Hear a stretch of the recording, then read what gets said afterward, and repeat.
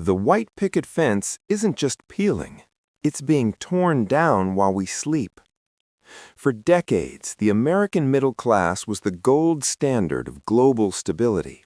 It was the promise that if you studied hard, worked 40 hours a week, and played by the rules, you'd earn a slice of the dream.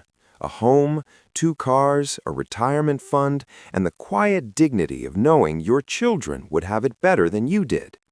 But as we approach 2028, that dream is morphing into a clinical, calculated nightmare.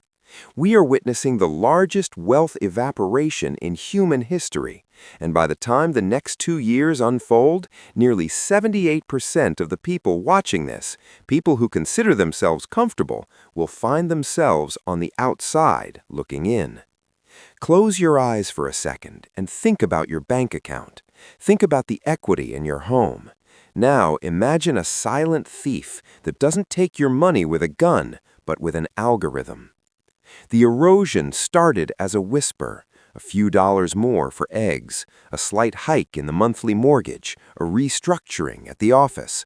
But these aren't random economic hiccups. We're entering the era of the great bifurcation. The middle is being hollowed out, leaving only a tiny, untouchable elite and a massive, struggling underclass. The statistics are chilling. By 2028, the combination of hyperinflation, the total automation of cognitive labor, and the predatory shift toward a subscription-only economy will render the traditional middle-class lifestyle mathematically impossible for the majority of Americans. Why 78%? Because that is the segment of the population currently living on illusory wealth. Most people don't own their lives, they rent them from banks. Your house is a debt instrument, your car is a lease, your education is a loan. When the interest rates stay high and the job market for knowledge workers collapses due to AI integration, the dominoes won't just fall, they will vanish. The human cost is what stays hidden in the spreadsheets. It's the father sitting in his car in the driveway, staring at a termination letter, wondering how to tell his family that the life they've built is a house of cards. It's the mother skipping meals so her kids can have the brand-name sneakers that keep them from being bullied at school. It's the crushing, silent weight of realizing that the safety net you paid into your whole life is actually a spider web, designed to catch you, not save you. We've been conditioned to believe that if we just work harder, we'll stay ahead of the curve. But you cannot outrun a tidal wave. The 2028 threshold represents a point of no return where the cost of basic survival, healthcare, housing, and energy will officially exceed the median household income. What happens to a society when the middle disappears? History tells us it isn't pretty. When the bridge between the haves and the have-nots collapses, the collective psyche of a nation fractures. We are already seeing the symptoms, the unseen anxiety, the feeling of being stuck despite doing everything right, the simmering resentment toward a system that feels rigged. It's a grieving process for a future that was promised but never delivered. The tragedy isn't that this is an accident of the market.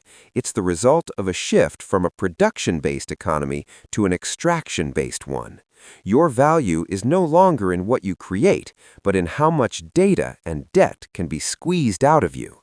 By 2028, the ownership class will be smaller than ever, and the user class, the 78%, will be trapped in a permanent digital serfdom. You won't own your software, you won't own your car's features, and eventually, you won't own the roof over your head. The suspense isn't in if this will happen, but in when you will realize it's already started.